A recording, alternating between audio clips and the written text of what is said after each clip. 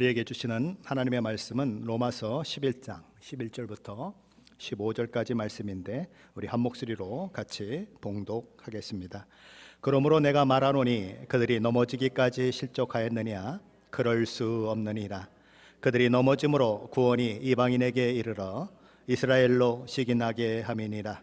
그들의 넘어짐이 세상의 풍성함이 되며 그들의 실패가 이방인의 풍성함이 되거든 하물며 그들의 충만함이리요. 내가 이방인인 너희에게 말하노라. 내가 이방인의 사도인 만큼 내 직분을 영광스럽게 여기노니 이는 혹 내 고륙을 아무쪼록 시기하게 하여 그들 중에서 얼마를 구원하려 함이라. 그들을 버리는 것이 세상의 화목이 되거든 그 받아들이는 것이 죽은 자 가운데서 살아나는 것이 아니면 무엇이리요. 아멘. 하나님께서 지금으로부터 약 3,400여 년 전에 이스라엘 백성을 출애굽시키셔서 가나안 땅에 들어가게 하셨습니다. 오늘 이스라엘 백성들이 살고 있는 팔레스타인 땅이죠. 그는 그곳에서 여러 가지 많은 일들을 겪습니다. 다윗으로 시작되었던 그런 한 나라가 또 솔로몬에 이어져서 르호보암으로 이어지면서 두 나라로 분열되는 일들이 있고 722년에 아수르에 의해서 북이스라엘이 망하고 586년에 남유다가 신바벨론에 의해서 멸망하는 그 일들을 겪기도 하고 그로 인해서 바벨론 유수가 일어나고 또 돌아오는 그런 일들, 많은 일들을 겪습니다. 그리고 그들이 또 새롭게 나라를 건설하고 그렇게 그 땅에서 살고 있던 중에 예수님이 이 땅에 오시고 예수님이 십자가에 못 박혀 죽으시고 예수님이 돌 하나도 도리에 남지 않는다고 하는 예언의 말씀을 하셨던 그대로 기원후 70년에 로마의 타이투스 장군에 의해서 이스라엘은 망하게 됩니다. 그때 가장 치열한 그 전투의 현장이 마사다라고 하는 것이죠. 거기서 그냥 죽기를 각오하고 로마와 싸웠지만 결국 마지막 한 사람까지 다 죽게 되고 결국 이스라엘은 정복이 되고 말죠.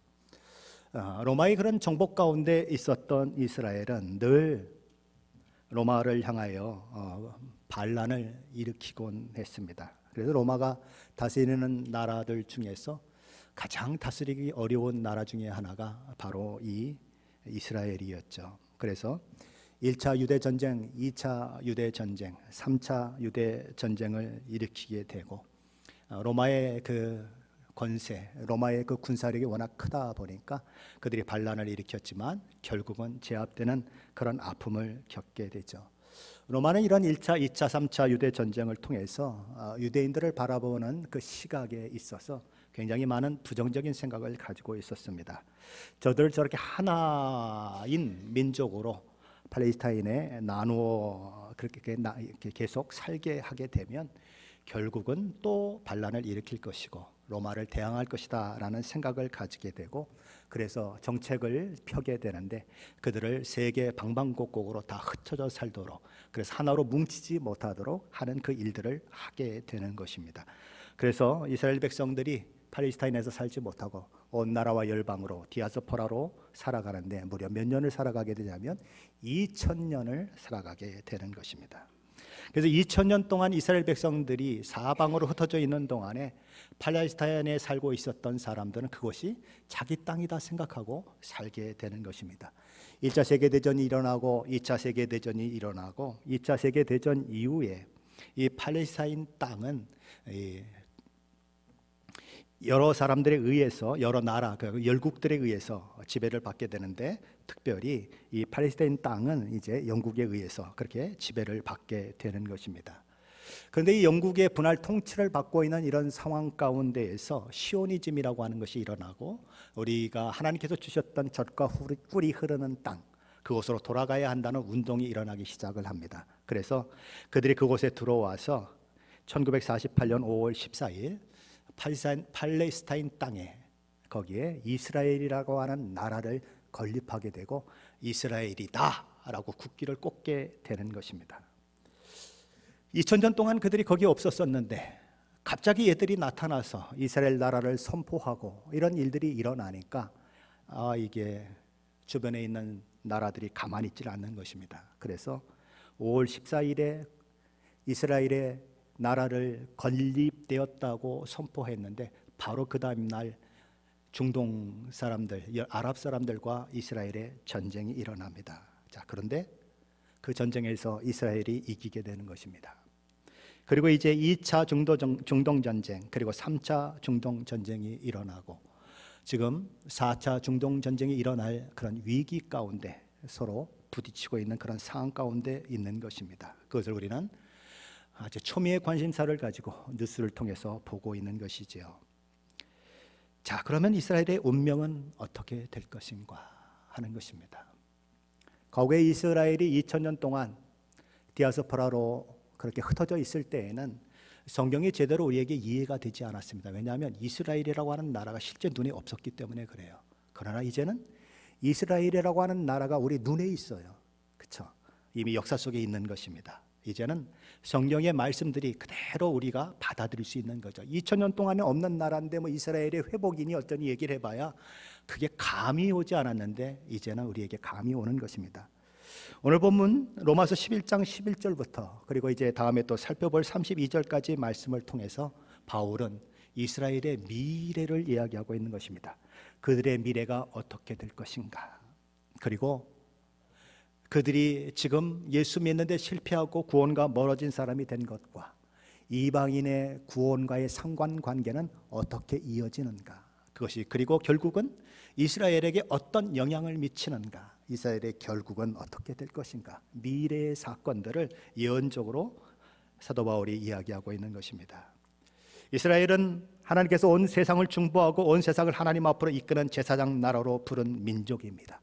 하지만 그들은 그것을 망각하고 자기들만이 하나님의 구원의 대상이요 사랑의 대상이라고 생각하며 이방인들을 개만도 못한 사람 취급하며 배척했습니다. 그리고 그들이 개처럼 취급하는 이방인들을 구원하시기 위해서 예수 그리스도가 이 땅에 오셨지만 그들은 그 예수 그리스도를 거부합니다. 그분을 십자가에 못 박아 버립니다. 그리고 지금까지 거의 대부분의 유대인들이 여전히 율법의 의를 통해 의에 이루고자 하는, 자기 의를 이루고자 하는 그 열심에서 벗어나질 못하고 하나님께서 선물로 허락하신 구원, 하나님의 놀라운 그 의와는 상관이 없는 모습으로 살아가고 있는 것입니다. 그들의 구원은 그래서 실패했다는 것입니다. 자, 그렇다면 그들의 구원의 실패가 돌이킬 수 없는 영원한 실패일까라는 물음이 생기는 것입니다. 사도 바울은 오늘 본문을 통해 그렇지 않다라고 이야기하는 것입니다. 오히려 그들의 실패를 통해 하나님은 신비스럽게 일을 하셨다, 경이로운 일들을 이루어내셨다라는 것이죠. 오늘 본문 로마서 11장 11절 12절이 그것에 대해서 이야기하고 있는데 우리 11절 12절 말씀 함께 다시 읽어보겠습니다. 그러므로 내가 말하노니 그들이 넘어지기까지 실족하였느냐, 그럴 수 없느니라. 그들이 넘어짐으로 구원이 이방인에게 이르러 이스라엘로 시기나게 함이니라. 그들의 넘어짐이 세상의 풍성함이 되며 그들의 실패가 이방인의 풍성함이 되거든 하물며 그들의 충만함이리요. 사도 바울은 첫 번째로 이스라엘이 넘어지기까지 실족하였느냐라는 질문을 던지고는 지금까지 했던 것처럼 스스로 대답을 합니다. 그럴 수 없느니라. 이스라엘의 넘어짐이, 이스라엘의 실패가 최종적인 것이 될 수 없다. 아무런 기회가 없는 것, 모든 기회가 박탈된 것을 말하는 것이 아니다. 그럴 수 없다. 세번역 성경은 이렇게 번역을 했습니다. 그러면 내가 묻습니다. 이스라엘이 걸려 넘어져서 완전히 쓰러져 망하게끔 되었습니까? 그럴 수 없습니다. 유대인들의 실패가 더 이상 돌이킬 수 없는 영원한 실패가 아니다. 절대로 그런 것이 아니다 라고 얘기하는 것입니다. 그리고 더 나아가서 이스라엘의 실패가 다만 그들의 실패로 끝나지 아니하고 그들의 실패를 사용하셔서 하나님께서는 그야말로 우리가 상상도 하지 못한 놀라운 일들을 만들어내셨다. 모든 것을 합력하여 선을 이루게 하시는 하나님의 다음이 없는 지혜와 섭리가 작동되는 것을 우리는 보게 되었다. 사도 바울이 이야기하는 것입니다. 그것이 사도 바울이 두 번째로 이야기하는 내용이죠. 그게 무엇입니까? 사도 바울은 이스라엘의 구원의 실패가 이방인의 구원을 가져왔다라고 이야기합니다. 그리고 더 놀라운 것은 이스라엘의 실패가 이방인의 구원으로 이어진 그것이 마치 부메랑을 확 던지면 부메랑이 빙글빙글 돌다가 자기 안으로 돌아오는 것처럼 미래에는 이스라엘의 구원을 촉진시키는 촉진제가 될 것이다. 그 역할을 만들어내서 이스라엘 백성들이 주께로 돌아오는 일들이 있을 것이다. 그 11절 하반절이 말하는 것입니다. 그들이 넘어짐으로 구원이 이방인에게 이르러 이스라엘로 시기나게 함이니라. 여기 시기나게 한다는 말은 질투나게 한다는 것입니다. 그들에게 질투심이 일어나서 누가요?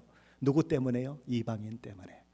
이방인들이 하나님이 주신 놀라운 은혜와 복을 누리는 것들 때문에, 그들이 하나님의 자녀가 되어 놀라운 축복 가운데 있는 그 일들을 보며 시기심이 일어나서 우리는 왜 그 자유와 그 기쁨과 그 행복을 누리지 못하지? 무엇 때문이지? 그렇게 시기하다가 돌아온다는 거예요. 우리는 이제 11절 말씀을 하나하나 생각해 가면서 먼저 바로 잡아야 할 것이 있습니다. 우리 개역개정의 번역을 바로 잡는 것입니다. 11절 하반절에 넘어지다라고 하는 단어는 11절 상반절에 나오는 넘어지다라고 하는 단어와는 전혀 다른 헬라어 단어를 사용하고 있습니다. 그러므로 11절 상반절에 넘어지다라고 하는 번역은 잘 번역을 한 것이지만 11절 하반절에 넘어지다고 하는 번역은 조금 아쉬운 번역인 것입니다. 어떻게 번역을 해야 할까요? 11절 하반절에 이 넘어지다라고 하는 헬라어는 개인적인 범죄, 진리와 정직으로부터 벗어남이란 뜻을 가지고 있습니다. 그래서 이 단어가 다른 곳에서는 이렇게 사용이 되었어요. 로마서 5장 15절에서는 범죄라는 단어로 사용됐습니다. 그러나 이 은사는 그 범죄와 같지 아니하니 곧 한 사람의 범죄를 인하여 많은 사람이 죽었은즉. 여기 지금 11절 하반절에 넘어지다라고 하는 헬라어 단어가 범죄로 사용됐다는 것입니다. 마태복음 6장 14절에서는 잘못이라는 말로 번역이 됐습니다. 너희가 사람의 잘못을 용서하면 너희 하늘 아버지께서 너희 잘못을 용서하려니와. 그러므로 로마서 11장 11절 하반절은 그럴 수 없느니라. 그들이 범죄함으로 구원이 이방인에게 이르러라고 번역을 해야 더 원문에 가까운 번역이라는 것입니다. 이 말씀이 의미하는 바는 유대인들이 그들의 메시아를 거부하는 죄악된 행동의 결과로 구원이 어떻게 되었다고요? 이방인에게로 넘어갔다는 거예요. 예수님은 마태복음 21장에서 예수님을 믿기를 거부하고 배척하는 유대인들을 향해서 여러 비유를 하셨습니다. 아버지가 포도원에 가서 일하라고 이야기하자 예 가겠습니다 라고 대답한 아들이 있었죠. 큰 아들입니다. 반면에 저는 못 갑니다 라고 이야기했던 아들이 있습니다. 둘째 아들입니다. 그런데 나중에 깨닫고 포도원에 들어간 사람은 누굽니까? 둘째 아들이라는 것입니다. 그러면서 예수님은 큰 아들 같은 사람이 누구인가? 유대인들이다. 예수님 믿기를 끝내 거부하고 배척하는 유대인들이다. 그들이 죄인들이고 상종 못할 자라고 여기는 창기와 세리들은 회개하고 돌이켜 예수 믿는 자가 되는 둘째 아들이다 라고 이야기하셨습니다. 그러면서 예수님은 한 가지 비유를 더 하십니다. 포도원에 새 주고 떠난 주인에 대한 이야기죠. 포도원을 새를 주고 떠났습니다. 그리고 포도원 주인은 그 새 준 그 값을 받기를 원해서 종들을 보내는 것이죠. 근데 종들을 맨날 때리고 그리고 쫓아내고 그러는 것입니다. 그래서 여러 번 보냈는데도 그런 일들이 일어나니까 아들을 보내야 되겠다. 아들은 나와 같은 지위, 나와 같은 신분을 가지고 있는 자니까 아들이 가면 저들이 분명히 존중할 것이고 존대할 것이다. 그래서 아들을 보냈는데 이 사람들이 엉뚱한 생각을 하는 것입니다. 이거 보라. 아들을 보내는 것 보니까 뭔가 그 집안에 뭔가 문제가 있는 것 같아. 혹시 우리 주인이 병 들어가서 죽을 때가 된 건 아닐까? 그러면 요 아들놈을 죽여버리면 요 재산이 다 누구께 되지? 우리께 되는 거야. 그래서 아들을 죽여버리는 거예요. 그런 일이 있었다는 것입니다. 예수님은 이 일을 통해서 유대인들의 손에 죽어 십자가에서 돌아가실 당신의 죽음을 미리 말씀하신 것입니다. 이 비유 이후에 우리 주님은 이런 말씀을 하시죠. 마태복음 21장 43절입니다. 그러므로 내가 너희에게 이르노니 하나님 나라를 너희는 빼앗기고 그 나라의 열매 맺는 백성이 맺으리라. 유대인들이 우리 주 예수 그리스도의 복음을 끝내 거부한 이후로 구원이 이방인을 향하게 될 것이다 라고 말씀하시는 것입니다. 사도행전 8장에는 예수 그리스도의 복음을 전하다 순교한 스데반 순교 이후에 사건이 기록되고 있는데, 스데반 순교 이후에 예루살렘에는 큰 박해가 있었다라고 이야기합니다. 그래서 사도들 외에는 유대인 그리스도인들 중에 예루살렘에 남아있는 사람들이 없었다. 자, 그런데 어떤 결과가 일어났는가? 그들이 쫓겨서 예루살렘에 머물지 못하고 사방팔방으로 막 도망쳤는데 바로 그곳에서 복음을 전하는 일들이 일어나고 예루살렘 온 유대 땅 그 지역과 그리고 사마리아까지 복음이 전파되는 일이 있었다. 사도행전 1장 8절의 말씀처럼 너희에게 성령이 임하시면 너희가 권능을 받고, 그죠? 예루살렘과 온 유대와 사마리아와 땅끝까지 복음이 전파되리라고 하셨던 말씀처럼 핍박을 통해 그런 일들이 일어나 사방팔방으로 복음이 전해진 일들이 만들어졌다. 어떤 일들을 통해서요? 유대인들이 거부하고 방해하고 핍박하는 일들을 통해서. 사도행전 13장에는 극적으로 회심하고 복음을 전하는 사도로 부름받은 사도 바울과 바나바가 자기 동족 유대인들을 향해 적극적인 복음 전도를 하다가 유대인들의 심한 박해로 인하여 전도의 방향을 이방인들로 향하게 되는 사건이 기록되고 있습니다. 사도행전 13장 46절이죠. 하나님의 말씀을 마땅히 먼저 너희에게 전할 것이로되 너희가 그것을 버리고 영생을 얻기에 합당하지 않은 자로 자처하기로 우리가 이방인에게로 향하노라. 유대인들의 거부가 복음을 이방인으로 향하게 만든다는 거예요. 사도행전 28장에도 그런 말씀이 나옵니다. 유대인들이 예수 믿기를 거부하죠. 사도 바울은 이런 이야기를 합니다. 그런즉 하나님의 이 구원이 이방인에게로 보내어진 줄 알라. 그들은 그것을 들으리라. 유대인들이 복음을 거부함으로써 유대인들이 또한 자신들만 믿기를 거부할 뿐만 아니라 다른 사람이 예수 믿는 것까지도 그렇게 방해하는 그런 일들을 통해서 결국은 복음은 어디를 향하게 됐는가? 이방인을 향하게 됐다. 사도 바울이 오늘 본문에서 이야기하는 내용이 그것입니다. 그들이 넘어짐으로 구원이 이방인에게 이르게 되었다. 자, 이렇게 유대인들이 거부함으로 복음이 이방인에게 넘어가게 되었는데 그 일이 또 어떤 결과를 만들어냈는가? 사도 바울은 이렇게 이야기하는 것입니다. 그 일이 이스라엘로 하여금 시기심을 갖게 만들 것이고 그로 인하여 이스라엘의 구원이 촉진될 것이다 라고 이야기하는 것입니다. 이스라엘이 시기나게 함이니라. 이스라엘이 복음을 거부했습니다. 그래서 그 복음이 이방인에게로 넘어갔습니다. 그래서 이방인들이 하나님께서 주시는 모든 복과 은혜를 누리게 됩니다. 그런데 그 모습을 보게 된 이스라엘이 시기심이 발동된다는 것입니다. 그리고 그 시기심이 발동됨으로 인하여 이스라엘 백성들로 하여금 십자가 복음을 받아들이는 촉진제 역할을 하게 되고 이스라엘 백성들이 주께로 돌아오게 만든다는 것입니다. 이방인들이 그리스도 예수 안에서 누리는 축복을 바라보며 유대인들은 왜 우리는 이 축복을 누리지 못하는가 생각을 하게 되고 그 일이 그들로 복음을 받아들이는 결과를 만들어낸다.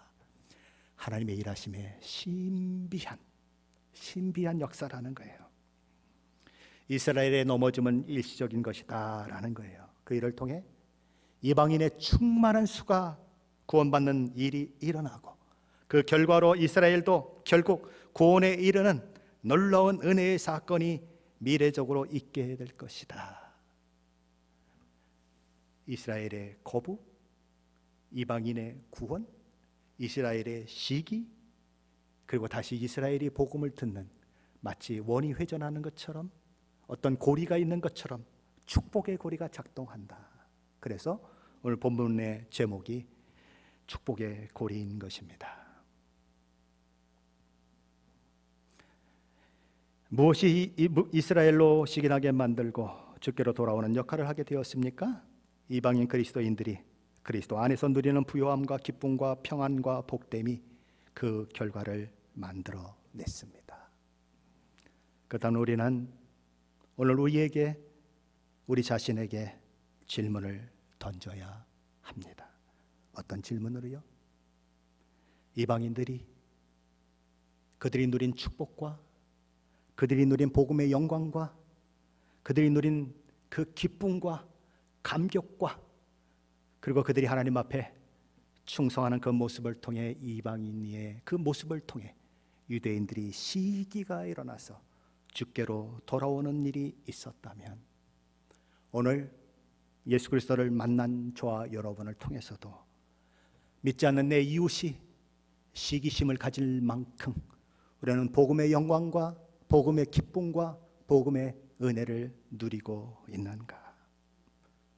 사람들이 저와 여러분을 볼 때에 이야, 예수 믿는 사람은 나와 근본적으로 다르구나. 어떻게 그렇게 살 수가 있어? 어떻게 그런 마음을 가질 수가 있어?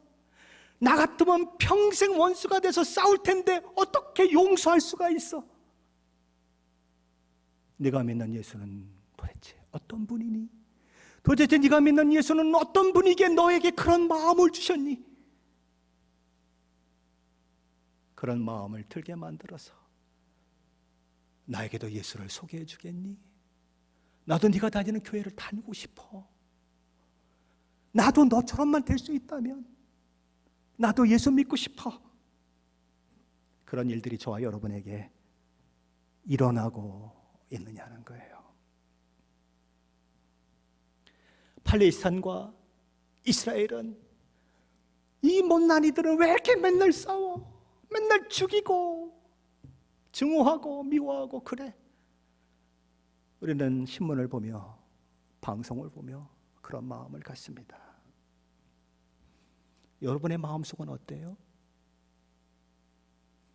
여러분은 교회에 있는 다른 성도들을 만날 때 언제나 기쁨으로 만날 수 있습니까? 아니면 왠지 자꾸 그 사람이 있는 곳에는 피하고 싶고 그 사람이 있는 장소는 안 가고 싶은 사람이 있으십니까? 팔레스타인과 이스라엘의 싸움이 다른 데 있는 것이 아니라 우리 마음속에 있어요. 예수님 뭐라고 말씀하셨는데요? 형제를 미워하는 자는 살인했다. 여러분이 사람만 죽이지 않았을 뿐이지, 악함으로 행동하지 않았을 뿐이지, 팔레스타인과 이스라엘의 싸움이 저와 여러분 가운데 있다는 거예요. 이 목사 가운데도 있어서 이 말씀을 전하면서도 저도 마음이 너무 힘들어요. 내가 하나님 이것밖에 되지 않는군요. 하나님 도대체 예수 믿는 것이 뭡니까? 나는 예수를 어떻게 믿었습니까?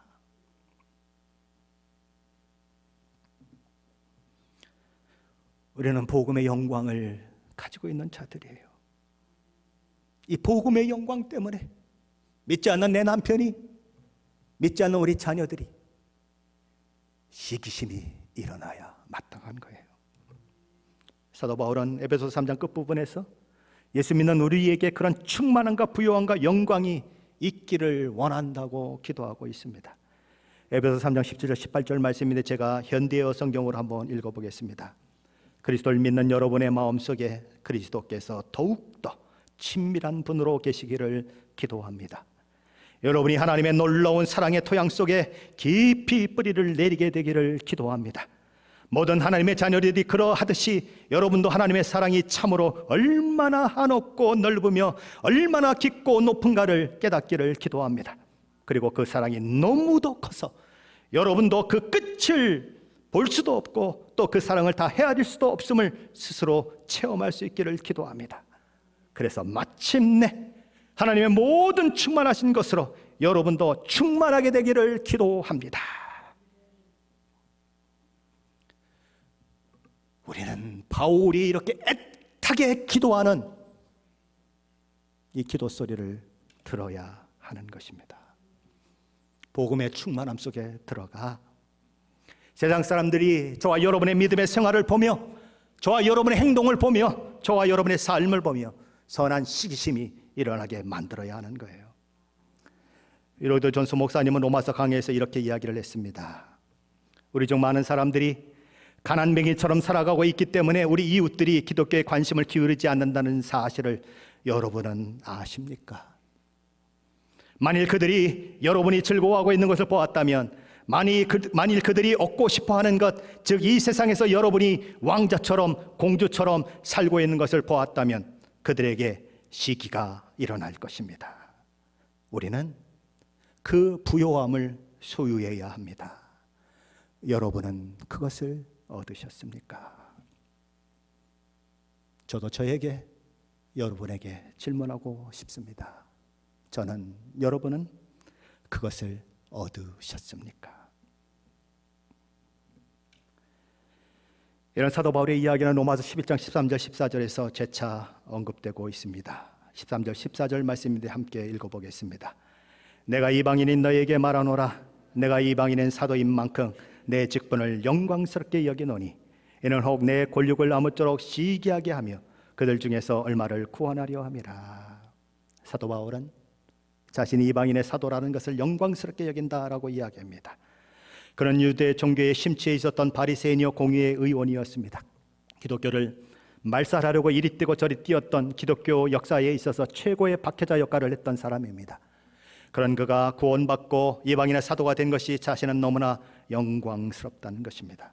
그는 자기 생명조차 조금도 귀한 것으로 여기지 않을 만큼 하나님께서 주신 사명, 즉 은혜의 복음을 증거하는 일에 사력을 다했습니다. 그로 인해 수많은 이방인들이 돌아와 예수를 믿고 구원받아 하나님의 복과 은혜를 누리는 자들이 되었습니다. 사도 바울은 자신이 이 놀라운 복음의 도구로, 생명에 살리는 도구로 이방인 가운데 사용된 것에 대해서 감사하는 것입니다.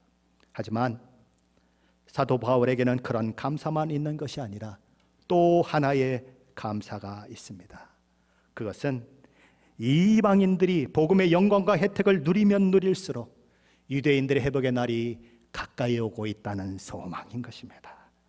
그들에게 시기가 일어나서 그들이 대대적으로 주께 돌아올 그날을 사도 바울은 바라보며 이방인들을 향해 복음을 전하면 전할수록 기쁨이 있는 것입니다. 이방인에게 복음을 전하면서 유대인들이 핍박해도, 유대인들이 어려움을 줘도 그에게는 기쁨이 있는 것입니다. 조만간 이방인들이 누리는 그 영광과 그 축복과 그 기쁨과 그 복됨으로 인하여 너희들이 시기를 느끼게 될 것이고 마지막에 너희들이 주께로 돌아오는 날이 있을 것이다. 그러니 나는 힘을 다하여 이방인의 선교를 완성을 위하여 달려가겠다라고 그런 이야기하는 것입니다. 여기서 우리는 이런 생각을 좀 하게 될 수 있죠. 이스라엘이 실패함으로 이방인들이 돌아왔습니다. 좀 더 쉽게 얘기하면 이스라엘은 실패했고 이방인은 성공했습니다. 자, 그러면 유대인이 성공하면 이방인은 어떻게 되느냐는 거죠. 유대인이 실패했더니 이방인이 성공했습니다.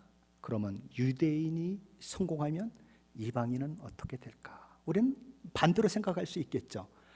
실패가 성공이 됐으니까 성공은 실패가 되지 않을까? 그런 생각을 하게 되는 것입니다. 이방인은 어떻게 되느냐 하는 것이죠. 유대인들이 그렇게 하나님 앞에 돌아오는 일들이 있으면 이방인들은 어떻게 될까? 그 문제를 사도 바울은 다루면서 로마서 12장 11절에서 이런 말씀을 합니다. 우리 17절인데 한번 같이 읽어보겠습니다. 17절입니다. 또한 가지가 얼마가 꺾이었는데 돌감람나무인 내가 그들 중에 젖붙임이 되어 참 감람나무 뿌리에 진액을 함께 받는 자가 되었은즉. 참 감람나무가 있었습니다. 근데 참 감람나무의 가지가 꺾였어요. 그리고 돌 감람나무의 가지가 거기에 젖붙임이 됐습니다. 젖붙임은 어떻게 하죠? 하나를 꺾어내가지고 거기에다가 100개, 1000개, 10,000개 젖붙임을 합니까? 아니면 1:1로 젖붙임을 합니까? 1:1로 합니다. 자, 그럼 이런 생각을 하게 되는 거예요. 참 감람나무의 가지였던 이스라엘들이 어떤 가지가 딱 꺾이고 이방인의 가지가 거기 1:1로 딱 들어갔단 말이죠. 그러면 유대인이 100만 명 실패하면 이방인이 100만 명 구원 얻는 것이 되죠. 1:1이면. 맞아요? 그렇게 되잖아요.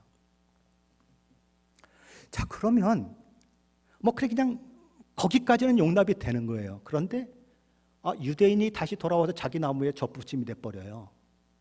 그럼 어떻게 해요? 그동안에 젖붙인 우리는 다 뜯어버려야 되는 건가요? 왜냐하면 1:1이라는 생각을 가지고 있으면 그런 질문이 우리 안에 생길 수 있다는 거예요. 그런데 사도 바울은 그렇지 않다는 것입니다. 비유로 그렇게 얘기할 뿐이지 그렇게 1:1로 적용되는 것이 아닌 거예요. 유대인들이 돌아옴으로써 어떤 일들이 일어나는가? 그들의 넘어짐이 세상에 풍성하게 되며 그들의 실패가 이방인의 풍성함이 되거든 하물며 그들의 충만함이리요. 현대 성경으로 다시 읽어보면 이렇습니다. 이스라엘이 하나님께서 베푸시는 구원을 받아들이지 않는 덕분에 온 세상이 풍성한 복을 받았다면, 이스라엘이 그리스도께 돌아올 때에는 온 세상이 얼마나 더 큰 복을 누리겠느냐, 그렇게 얘기하는 거예요. 오늘 15절에서 뭐라고 얘기하는가 한번 보십시다. 15절입니다. 함께 읽어봅니다. 그들을 버리는 것이 세상의 화목이 되거든 그 받아들이는 것이 죽은 자 가운데서 살아나는 것이 아니면 무엇이리요. 이스라엘의 실패가 이방인의 구원을 만들어냈다면, 이스라엘이 예수 그리스도를 믿고 받아들이는 일들이 대대적으로 일어날 때에는 얼마나 큰 영광이 있겠는가, 얼마나 큰 축복이 있겠는가, 그것을 말로 표현할 수가 없는데 어떻게 표현할 수밖에 없느냐? 죽은 자가 부활하는 걸로 밖에는 표현될 수 없을 만큼 엄청난 일이다, 놀라운 일이다. 사도 바울은 그렇게 얘기하는 것입니다. 지금 이스라엘은 초비상입니다. 하마스가 7,000발이 넘는 로켓포를 공격함으로써 시작된 이스라엘과 하마스의 전쟁은 주변 국가들의 이해관계가 맞물려 국제전으로 치달을 위기에 처해 있습니다. 이스라엘은 하마스가 일시 점령했던 지역을 회복하면서 끔찍한 상황들을 만났습니다. 이스라엘 병원에 놓여있던 신생아들이 40명이 넘는 아이들이 참수되어 있는 것을 발견합니다. 참수가 뭡니까? 모가지가 잘려지는 것입니다.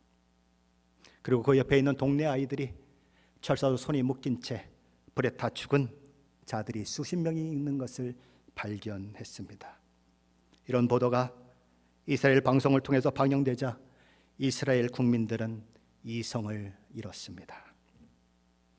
증오밖에는 남아있는 것이 없어요.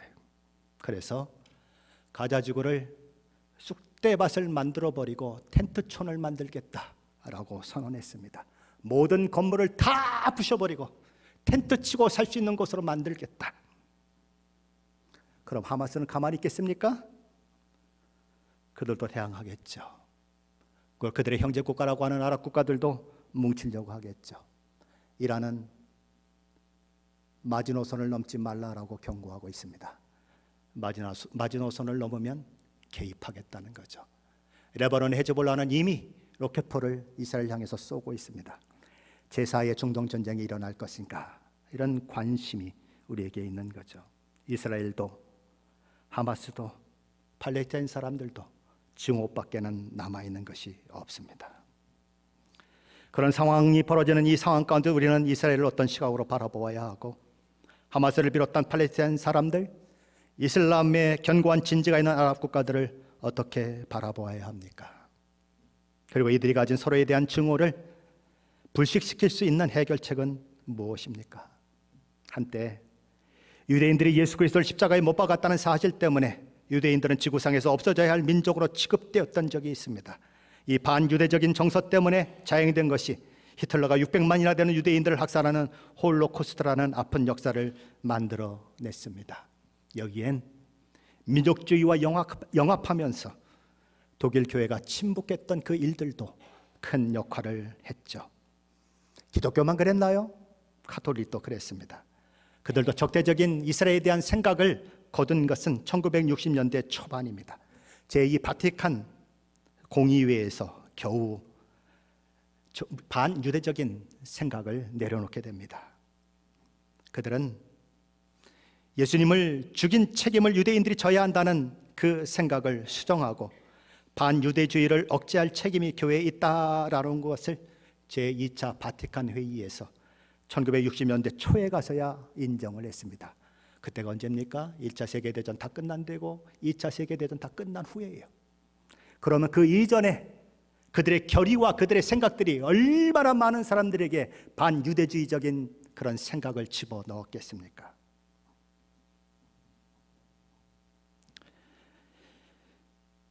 유대인들의 이런 모습들, 또 하마스와 그리고 팔레스타인의 이런 문제들, 그리고 아랍 국가들, 그리고 유럽에 있는 많은 아랍 사람들,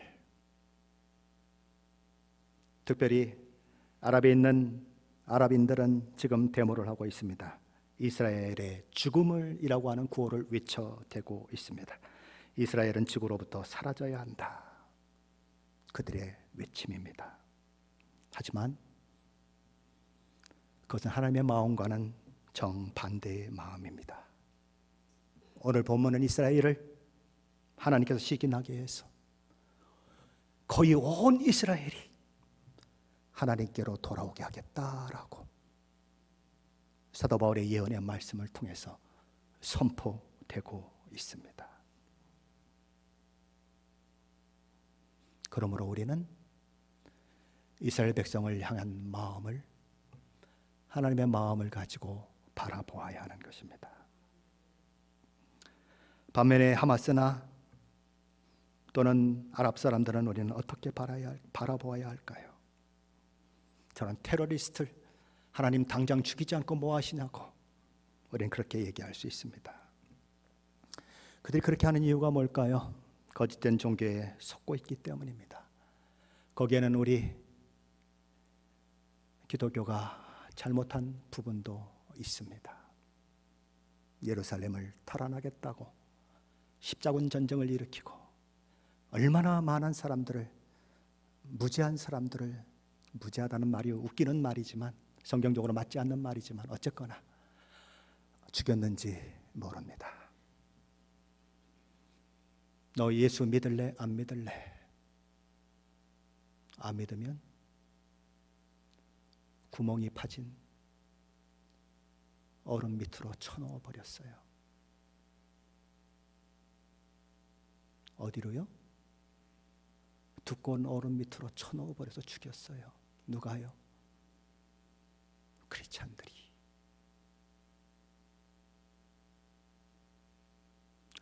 아랍 사람들은 아직도 그 상처에서 벗어나지 못하고 있어요.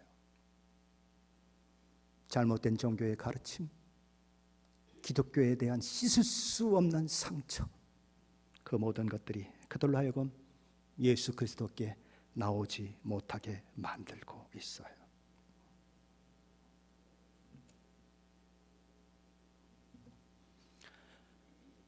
거기다 세계에서 기독교의 모든 문화들이 꼽히고 있는 미국,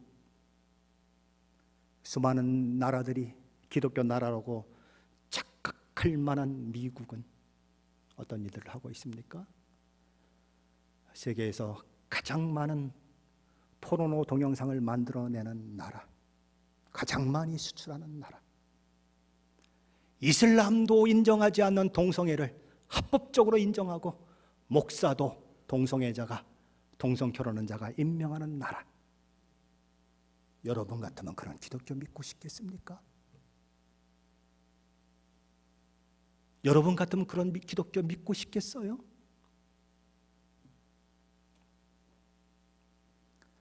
못 믿죠.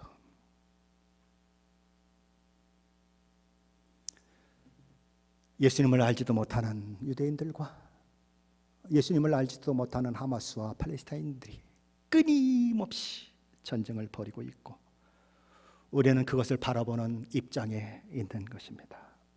그렇다면 이스라엘과 아랍 국가들의 이 해묵은 증오, 그로 인해 무력 충돌, 죽이고 죽이는 이 일들이 어떻게 끝날 수 있을까요?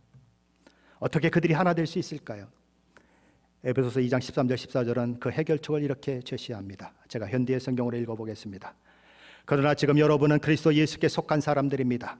비록 전에는 하나님과 멀리 떨어져 있었으나 그리스도 예수께서 피를 흘려 이루신 그 구원의 성업으로, 거룩한 업이라는 뜻입니다. 이제는 하나님과 가까워졌습니다. 그리스도는 우리의 평화이십니다. 그분은 우리 유대 사람들과 여러분 이방 사람들을 한 가족으로 만들고 우리 사이를 갈라놓았던 벽을 허물어 뜨리셨습니다. 그들의 가진 서로를 향한 증오를 내려놓고 화해하는 길은 오직 하나, 예수 그리스도를 만나는 길밖에 없다는 것입니다. 우리 주 예수 그리스도만이 증오로 똘똘 뭉쳐있는 그들을 한 가족으로 만들어낼 수 있으며 그들을 갈라놓은 거대한 장벽을 무너뜨릴 수 있다는 것입니다. 우리 주 예수 그리스도의 사랑이 그 속에 들어와서 그들의 마음을 녹여놓을 때만 그 일이 가능하다는 거예요. 하나님의 마음은 한 영혼도 잃어버리지 않는 데 있어요. 하나님은 모든 사람이 구원을 얻으며 진리를 아는 데 이르기를 원하시느니라. 여전히 죄 가운데 거하며 죄를 사랑했던 저와 여러분을 위해 예수 그리스도를 보내주신 하나님이 있으면 나와보라 그래 주먹질했던 저와 여러분을 위해 예수 그리스도를 보내주셨던 하나님은 오늘도 아픈 역사 가운데 싸움을 벌이며 죽어가는 저 영혼들을 향해 눈물을 흘리고 계십니다. 누가 나를 위해서 갈리? 누가 나를 위해서 저 민족을 위해 하나님 앞에 나아가 눈물로 기도하리? 누가 이스라엘 백성들이 실패했던 그 자리, 제사장 나라로 세워졌는데도 불구하고 제사장 나라인 줄 알지 못하고 이방 나라를 개처럼이나 취급하며 그렇게 까불어댔던 이스라엘이 아니라 오늘 그리스도인들 그 실패를 뒤로 하고 하나님 내가 왕같은 제사장입니다. 성경 말씀 그대로 내가 왕같은 제사장입니다. 이스라엘은 실패했지만 나는 왕같은 제사장이 되어 이 아픔과 이 고통을 가지고 이스라엘이라는 이름을 가지고 하마스라는 이름을 가지고 팔레스타인 이름을 가지고 하나님 앞에 나아가 그 죄를 내 죄인 것처럼 회개하며 하나님 이들을 하나님 앞에 올려드리겠습니다. 하나님 이들을 용서해 주시고 이들을 회복시켜 주십시오. 복음 위에는 방법이 없어요. 예수 그리스도 위에는 방법이 없어요. 왜 선교해야 합니까? 왜 전도해야 합니까? 왜 영혼을 위하여 기도해야 합니까? 그거 외에는 방법이 없어요. 예수 믿는다고 하는 저와 여러분의 꼬라지도 그 모양인데 한 교회 다니면서도 미움을 가지고 한 교회 다니면서도 용서 못하는데 예수 믿지 않는 저들이 어떻게 용서할 수가 있어요? 어떻게 사랑할 수가 있어요? 저와 여러분이 회개해야 합니다. 하나님 앞에 가슴을 치며 회개해야 해요. 예수의 사랑을 뭘 알아요 저희가? 여러분은 아닐지라도 저는 마음이 너무 답답해요. 내가 왜 이렇게 못났는가 너무 마음이 아파요.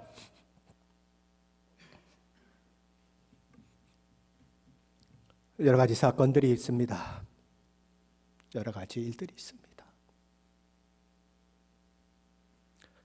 매스컴이 뭐라고 얘기하든 누가 뭐라고 얘기하든 저와 여러분은 하나님의 말씀에 귀를 기울이셔야 합니다. 하나님의 마음이 어디 있는가? 하나님의 눈물이 어디 있는가?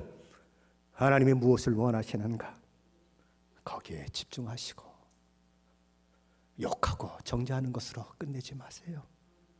사실 따지고 보면 그들이나 우리나 증오하고 미워하고 다투는 데 있어서 다른 게 하나도 없어요. 예수님 바리새인들 향해서 그러잖아요. 미워하는 것이 살인하는 것이다. 그러니 잘난 척하지 말아라. 의롭다고 생각하지 말아라. 저와 여러분이 죽이지만 않았을 뿐 저와 여러분이 죽인 자는 수도 없이 많아요. 그런 면에서 생각하면 하나님의 마음으로 다시 돌아가십시다. 하나님이 무엇을 원하시는지 다시 생각하십시다. 그리고 저와 여러분을 왕같은 제사장으로 삼아주신 그 하나님의 사명을 부둥켜 안고 오늘 이 시대의 이 아픔을 하나님 앞에 올려드리며 눈물로 기도하며 하나님 불쌍히 여겨주십시오. 저들에게 회복이 일어나게 해주십시오. 하나됨이 일어나게 해주십시오. 서로 용서하고 끌어안고 주께로 돌아오는 일들이 있게 해주십시오라고 기도하는 저와 여러분 되시기를 예수 그리스도의 이름으로 간절히 축원합니다.